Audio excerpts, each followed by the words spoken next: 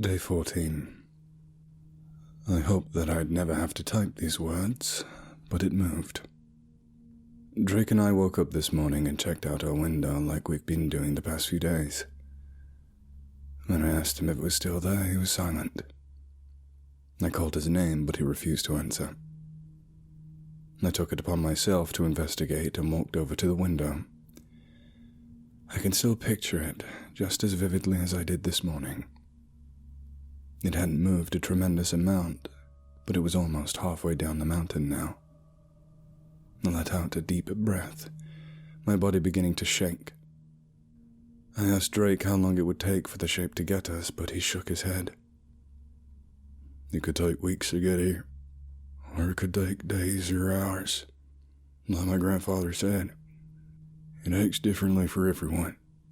Drake and I spent today at the expedition site. We didn't want anyone to notice how nervous we had gotten, so we did our best to hide our fear.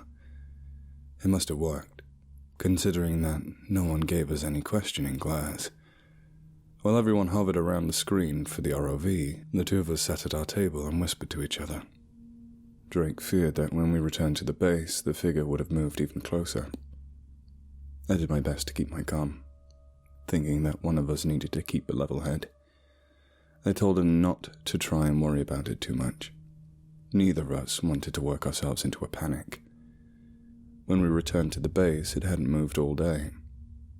The two of us exchanged a glance of relief. That night, everyone gathered around the television to watch another movie. While everyone had their eyes glued to the screen, Drake and I would occasionally look out the window to see if the shape had moved. By the time the movie ended, neither of us could remember what exactly happened in it. When we weren't looking out the window, we were thinking about what we would do if the shape got too close. The entire time, I kept reminding myself not to overthink it and to take breaks if necessary. A stressed mind yields no good solutions. I'm sitting in bed right now, typing all of this. Drake fell asleep about an hour ago. He had told me out at the expedition site that he hadn't slept well the night before, although this is the first time he's admitted to me about it. I have a feeling it's happened on more than one occasion. I just glanced over and noticed that he has a cross grasped tightly in his hand. I'm not going to say anything.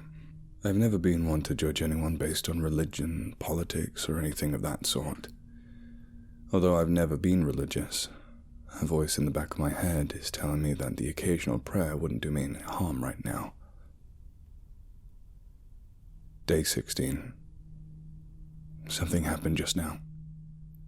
Less than an hour ago, I woke up in the middle of the night and needed to go to the bathroom. I got up quietly, doing my best not to wake Drake. I slowly opened our door and made sure to lock it behind me with our key. Our bedroom is at the end of the hall, requiring me to walk a considerable distance to the community bathroom at the opposite end of the hall. I wrapped my blanket tightly around my shoulders and proceeded down the hallway. The heater must have blown another fuse, because the hallway was absolutely freezing. It had done so maybe a week ago. My boss made Roger go outside and change it. It wasn't until later that I learned the man seemed to hold a grudge against Roger. David told me one day that it was because Roger had hit the boss's car in the parking lot or something like that. I stayed out of their fight, not wanting to make my relationship with my boss any worse. As I passed Roger and David's room, I noticed that the door was open. Roger must have taken it upon himself to go replace the fuse. Although I would never do such a thing, I applauded the man's kindness. I turned the corner and pushed open the bathroom door when I felt something. There was an almost cold nipping at my ankles. The chills sent a shiver up my spine and caused my entire body to tremble. When I looked to my side, I saw that the entrance door was wide open. The bitter freeze was flooding into the building. Damn it, Roger, I muttered to myself with no one around to hear me. I pulled the blanket even tighter and made my way to the open door. With each step I took towards the door, I could feel the air getting colder. I stepped over the threshold and out into the night. Even though I was wearing my parka and the thick blanket wrapped around me, I could still feel the chill penetrating the layers. I shivered before turning in the direction of the fuse box on the side of the building. I damned whoever designed this place. I wondered who would put a fuse box outside instead of inside like a normal contractor. When I studied it closer, however, I found it was closed. If a fuse hadn't blown, that meant he walked outside for another reason. I called out his name, expecting to receive something in return. All I could hear was the sound of wind blowing. Not knowing what else to do, I started walking around the base and searching for him. By the time I circled around the back of the base, I'd come up on the north side. I could see him standing in the snow. A feeling of relief washed over me that he hadn't wandered off somewhere to die of hypothermia. I called out his name, but he didn't respond. He continued to stand motionless, the floodlights around us casting his long shadows across the floorless white snow. "Roger!" I yelled at the top of my lungs as I began making my way in his direction. "Damn it, what the hell is wrong with you? Have you gone deaf or something?" I extended a hand and placed it on his shoulder. As I gently started to shake him, he refused to acknowledge my presence. "All right, I've had enough of this," I screamed as I leaned forward and glanced at his face. He wasn't dead, considering that I could still see his breath forming a cloud in the air. His blue eyes were wide open, and his mouth hung open in a contorted frown. As I studied him more, I could see his throat trembling as he tried to speak. Within each failed attempt, his mouth would utter a squeak that I could barely hear over the howling wind. "Roger?" I let out a trembling voice. "What's wrong?" I nearly jumped out of my skin when his head suddenly turned to stare into my eyes. After one big swallow, he managed to choke out a few words. "It moved. Damn it. It moved." I shook my head from side to side, unable to comprehend what he was talking about. Suddenly he lifted his hand and pointed out into the night. I followed the direction of his finger. He motioned towards a mountain. That's when I saw it. The shape had almost reached the base. No, I thought to myself. How could it have moved that much in just one night? I turned back to face Roger. His mouth was no longer hanging open in a frown, but instead forming a demented smile. Starting off slowly, he began to laugh. This wasn't the laugh I'd heard him use whenever David told a dirty joke, or when we watched Seinfeld in the den. This laugh was maddening. He sounded like someone who belonged in a mental institution. "What in God's name is the matter with you, Roger?" He pressed his finger over my lips and silenced me. Although he had stopped laughing, that sick smile still plastered on his face. "All of our mistakes are never forgotten," he whispered with a laugh. It was at that moment that I ran. I didn't want to stay in front of him. All I wanted to do was get away. I sprinted, not so much as turning back to catch a glimpse. I crossed over the threshold back inside and quickly slammed the door behind me. I didn't care if I woke anyone up. All I wanted to do was get back into bed and hide under my covers. Like I said earlier, I can't go back to sleep once I wake up, so now I'm just sitting in bed typing this on my laptop. Drake is still asleep with that cross tightly gripped in his hand. There's no point in me waking him to tell him what I saw. The poor man has been exhausted the past couple of days and needs his rest. I'll break the news to him in the morning. Day 17. When I woke up this morning, I found Drake sitting at his laptop going through his email. Before I even grabbed my supplies to go shower, I told him what I saw last night. The entire time I spoke, he remained perfectly still and silent. When I finished, he sat in silence. I didn't exactly know how he would react, but I surely wasn't expecting this. For at least a minute, we sat without speaking a word to each other whilst we stared at the floor and thought. I was a little spooked when he finally lifted his head and looked at me. "So, shapes after someone else, too. I guess we're not alone in this situation anymore. Just make sure that you keep your eye on him. God knows what a man like him is capable of." Without speaking another word, he stood up and left our room. I didn't really know what to make of his statement. I came to the conclusion that I would talk to him more after the expedition site and left our room to go get breakfast.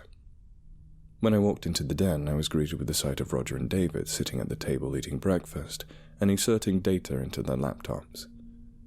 They both paused and looked up from their work to give me a smile and a quick wave good morning. I returned their gesture with a forced smile, doing my best not to show my fear. I wasn't simply shocked but mortified that Roger had returned to normal. After the incident last night, I was expecting him to lock himself in his room all day.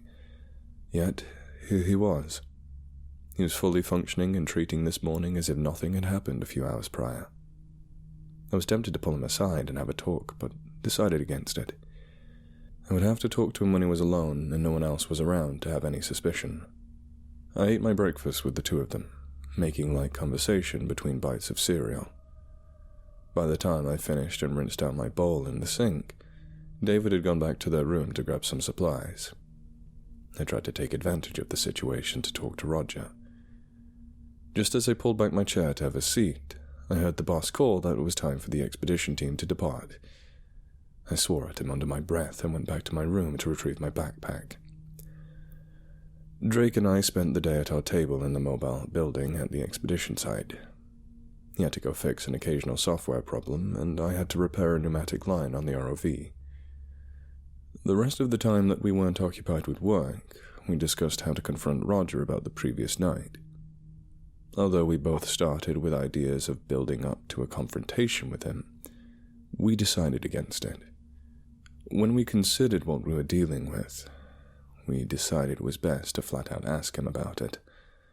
We ended up staying about an hour later than we usually did.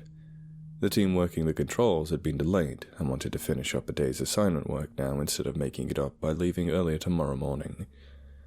By the time everyone piled into the snow crawlers to return to base camp, the sun had completely set. We traveled back under the guidance of bright fog lights, bolted to the top of the vehicles.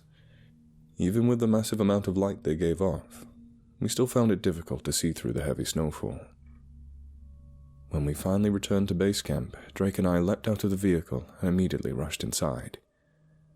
As we had hoped, Roger was sitting alone at the kitchen table drinking his pre-dinner White Russian. We had no idea why he did it, but we were thankful that he kept a daily routine. The two of us grabbed a beer from the fridge and sat down with him. Before I could even open my mouth to speak with him, he held up a hand. I sat in silence whilst he drained the remaining liquid from his cup and rested it down on the table with a clink. "I know exactly what the two of you want," he said whilst wiping his mouth with the back of his hand. "I've been waiting all day for you to return from the site." He let out a soft chuckle. "You know, it's really not that pleasant being left alone with your thoughts all day. I never knew I had so much darkness inside me." Drake and I turned to each other and exchanged confused glances. Neither of us knew how to respond. So we simply sat there in silence and waited for Roger to speak again. After a few seconds, he reached over and grabbed an open beer bottle. He wrapped his lips around the neck and drank the entire thing down in a few large gulps. He lowered the empty bottle from his mouth and stared at the label. Then, out of nowhere, he threw the bottle with all of his might against one of the cinderblock kitchen walls. Drake and I jumped out of our chairs as a loud smash sent fragments of glass flying everywhere. After a few short moments, I was able to choke out a few words to him. "What the hell is wrong with you, Roger?" By this point, some of the others had left their rooms to investigate the noise that echoed through this entire camp. Out of the corner of my eye, I could see David inching his way towards us. Roger sat in his chair and glared at me with that same sick, demented smile that I saw last night. It still managed to make me feel just as uncomfortable now as it did then. He then slowly turned and looked over the faces of our fellow colleagues who had gathered in the den to observe him. "There's nothing to worry about here, boys," he said with a chuckle. I think I've just had a few too many drinks." He reached over and picked up Drake's beer bottle, lifting it up to show everyone.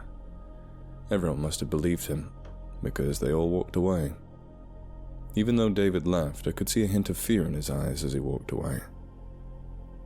When the den had finally cleared, Roger turned to glare at me with intense hatred. He slowly stood up and placed a hand on my shoulder. He leaned closer and whispered in my ear, and all I could feel was his hot breath tickling my skin. "It won't spare a single one of us. We all have our faults, but some have more than others. Compared to me, you're a saint. But that doesn't mean that it'll spare you. It may just end your life without any pain. I, on the other hand, may not be so lucky." With the final few pats on my shoulder, he left the den. As I watched him turn the corner, I could still see hatred in his eyes. I slowly turned to Drake, but he didn't acknowledge me. He just stared at the corner Roger had turned, a single tear rolling down his cheek. Day 22. My hands are still shaking, so please forgive me for any errors I type. I hadn't slept well in the days following my encounter with Roger. I found myself constantly looking over my shoulder, as if having to keep an eye on the shape wasn't bad enough. Now I had to watch out for a threat that lived among us. Roger had returned to normal since the incident. He acted completely rational whenever we ate dinner or watched a movie in the den. At first I thought the way he acted that day was only momentary, but I was proven wrong. Whenever I would come to breakfast in the morning, he would be sitting alone at the table. I'd walk over to the fridge and he would stare at me as I passed. His eyes still burned with that intense hatred I saw almost a week ago.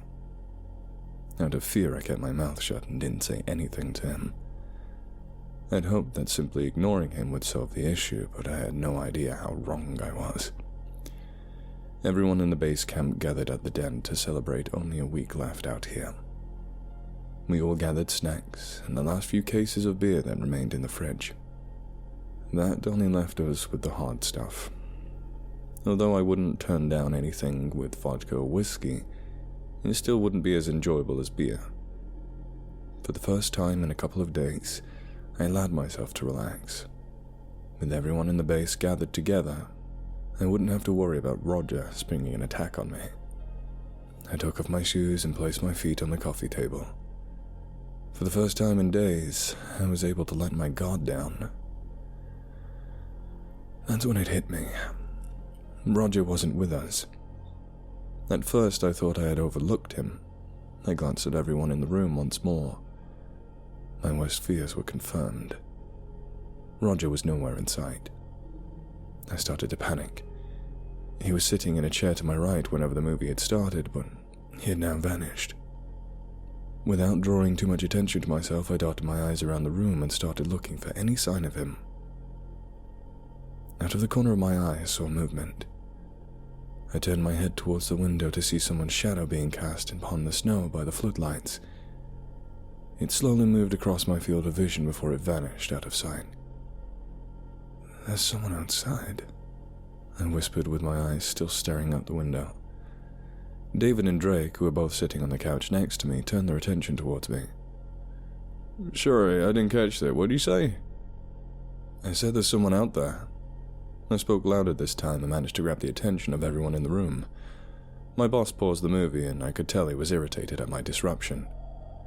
"Damn it, McCready, what the hell are you blabbering about this time?" I pointed out the window and spoke again. "You damn well heard me. There's someone out there." My boss scowled at me, and I returned it with an even fiercer one. He walked over to the window and pressed his face up against it to look outside. His eyes widened as his mouth dropped open. "My God, he's right. Someone is out there." "It's Roger," I said under my breath before leaping from my seat. I zipped my parka up and rushed through the front entrance. While everyone else scrambled to gather their jackets, I rushed in the direction of the shadow. I soon heard the familiar crunch of snow under boots as everyone else joined me outside. I turned a corner of the building and was met with the sight of Roger kneeling in the snow. I slowed my pace down to a gentle walk. I came to a stop about 6 feet from where he knelt. As I heard everyone else run up behind me, I held out an arm and motioned for them to stop. Everyone listened and came to a halt, leaving the only sound being that of the howling wind. I turned to face them and spoke with command in my voice. "Stay where you are. I don't want a single one of you to move unless I say so." Everyone nodded their heads. I turned and walked towards the figure that knelt in front of me. As I walked around Roger, I glanced down at his hand. Clenched in his grasp was a straight razor, the blade shining brightly in the floodlights. My attention then turned to the green stains in the snow. "What the hell is that?" I whispered under my breath as I leaned closer. "Antifreeze," he said with a hint of pride in his voice. I was surprised at Roger's sudden response. I took a few steps back and withdrew the knife from my waistband, pointing the tip in his direction. I motioned for everyone else to gather around us. "Stay back and remain on guard," I let out, outstretching a trembling hand. I watched as Roger kept his gaze pointed out at the void around us. "Please, Roger. Hand over the razor before something happens that you'll regret." With breath leaving his mouth in a white cloud, Roger slowly turned to me. I'm not sure how long he had been outside, but his face had gone pale, and his hair had been frosted over. He slowly raised the blade. Everyone behind me gasped and moved forward. As they got closer, Roger quickly swung the blade around. "All of you better back the fuck up now!" They listened and retreated. "Listen to me, Roger. You need to consider what you're about to do." He chuckled and brought the blade closer to his face. "What I'm about to do? I've already fucked up my life beyond repair. Anything else I do can't possibly make it worse." Roger stood up, never breaking eye contact with me. I remained perfectly focused on him. I didn't want to give him any chance to make a move on me. He lifted his head upwards toward the sky and took in a deep breath. He let it out slowly, letting his breath go out into the air like cigarette smoke. "It's not happy with us right now. In fact, it's downright fucking pissed with a fair amount of us. You all have a little more time, but my time on this earth has come to an end." He slowly lifted the blade as he continued to stare into my eyes. "Says my death will be easy since I go first." Roger then placed the blade up to his throat and sliced a deep gash into his flesh. The blade made a tearing sound as it ripped his neck open. I watched the dark crimson fluid gush from his neck and splatter onto the snow. As it traveled through the air, the floodlights caught the liquid and reflected on it with some kind of sick beauty. Behind me, I could hear multiple people vomiting. I'm not sure if it's entirely correct, but I could swear I heard someone faint and fall to the ground. Roger dropped to his knees, and the razor slipped from his hand. It fell into the snow and vanished from sight. Even though I thought it was over, blood continued to pour out of his gaping neck. It sounded like he tried to speak, but all that escaped from his throat was stomach-churning, gargling noises. I had to place a hand over my mouth to stop myself from vomiting. I watched as Roger's eyes rolled into his head, and he finally fell forward. At that moment, anyone who had not vomited or fainted crowded around his fallen figure. I didn't join them, however. I stood in place and stared out into the night. While everyone else was losing their sanity in front of me, I tuned them out. The shape had gotten closer. It was now halfway between the base of the mountain and our camp. I'd been watching it over the past week, and it had barely made it a quarter of the way as of last night. Although the physical proof stood before me, my mind refused to grasp the fact that it had moved that quickly. As everyone else hovered over Roger, I stared at the shape.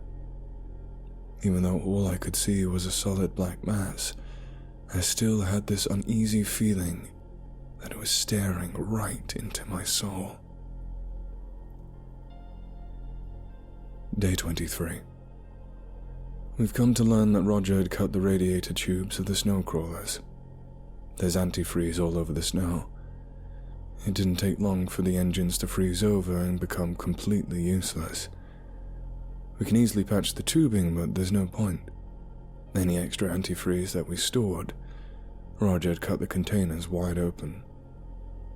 The boss sent out a call on our radio asking for assistance this morning. It'll take a couple days, but we should have new snow crawlers coming to pick us up. We've all made a decision this morning to cut our assignment short. As soon as the new snow crawlers arrive, we're all getting the hell out of here. While everyone else seems saddened by Roger's suicide, Drake and I know what really killed him. He was manipulated. But we're not going to tell anyone that. Could you imagine what everyone would say or do to us if we told them Roger killed himself due to the elements completely out of his control? I surely can. And it won't be a pretty sight. Day 24. Someone destroyed our radio in the middle of the night. We had all gone to bed saddened by the news that snow crawlers would take an extra 3 days to get here. They're being brought in by a fleet of army helicopters. Apparently over the next few days, the weather is supposed to be too bad for them to fly. When everyone woke up this morning, we discovered that the weather had died down a little bit. My boss went to the radio room to see if the helicopters could make it through today, and discovered the damage. It looked like someone had taken an axe to it. Shards of metal, broken glass, and fractured bits of circuit littered the floor. While everyone either stood in the room or looked through the doorway, my boss slowly turned to us and glared. I've had enough of this! I'm instituting a curfew. If I see a single one of you outside your rooms past 10 p.m. without my permission, I will shoot! I tried to speak up in protest, but was silenced by the loud bang of a gunshot echoing throughout the room. My boss had pulled a pistol from his waistband and shot it into the floor. I'm only going to say this one more time. I don't want to see a single fucking one of you outside your rooms past 10.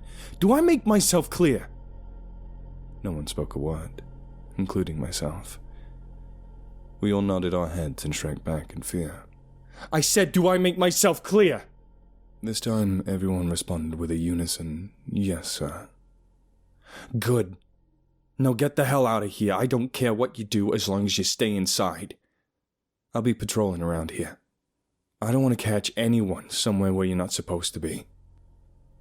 As we all shuffled from the room, I felt Drake place a hand on my shoulder and keep me at the back of the group. He leaned in and whispered in my ear, being extremely cautious not to let anyone overhear him. Follow me back to our room. There's something I want to show you. We returned to our room, and he locked the door behind us. He went over to the window and made sure no one else was peering inside. When he confirmed that we were completely alone, he crawled under his bed and slid out a long metal case. He pulled a key out of one of his pockets on his parka and used it to unlock the case. When he lifted the lid, I was met with the sight of a double-barrel shotgun. Jesus, Drake, why the hell did you feel the need to bring this with you? Because I don't trust people. I know it seems like a paranoid thing to do, but I care about my protection as well as the safety of my family and friends. Right now, you're not the only one friend I have here, but you're also the only person I can trust. He removed the shotgun from its foam cradle and held it up in front of me. I want you to take this to your shop and cut off the barrels. It'll give this thing one hell of a kick. When he thrust that thing into my hands, I found myself unable to speak. My father had always kept guns in the cabinet in our living room, but I'd never touched one. It was my first time holding a firearm, and I was supposed to take it to make an illegal modification. Drake, have you lost your mind? How the hell am I supposed to sneak this past our boss and get outside? If he sees me out there, he won't hesitate to put a bullet through my head. Drake held up a finger and motioned for me to pause. He reached into another pocket and pulled out an orange pill bottle. He twisted off the lid and emptied a few of them into his palm. That's why we're gonna have to give him one of these. I raised my eyebrow. not liking where this discussion was going. And may I ask what exactly those are? Suvorexin. They're pills for people with insomnia. I took one the first nights we were here until I got comfortable. I have trouble adjusting to sleeping where it's not my bed, so I thought I should bring these with me. All we have to do is slip one into his drink or grind it up in his food and he'll be out like a light. I massaged my temple and I could feel the headache beginning to grow, letting out a slow groan. I finally mustered up the courage to speak. Have you completely lost it? I mean, seriously, we're talking about drugging our boss so we can sneak out to modify a firearm. Do you not see how asinine this sounds? This isn't normal. Normal? What part of any of this would you consider normal? Well, here's something waiting outside that's drawing closer every day. It drove someone in this camp to slice their throat open and destroy our snow crawlers. And now, I think it made someone destroy the radio.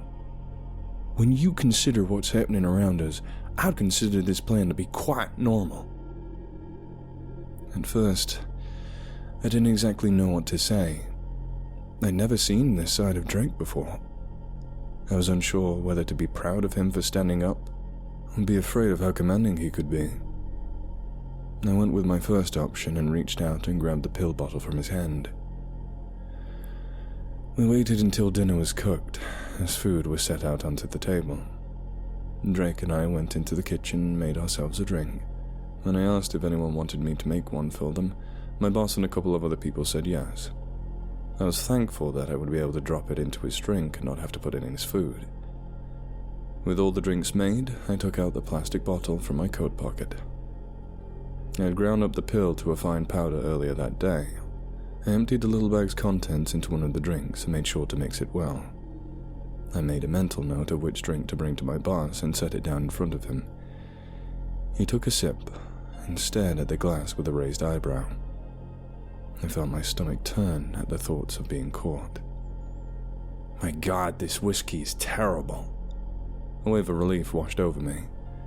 I gave a laugh and set down the rest of the drinks on the table.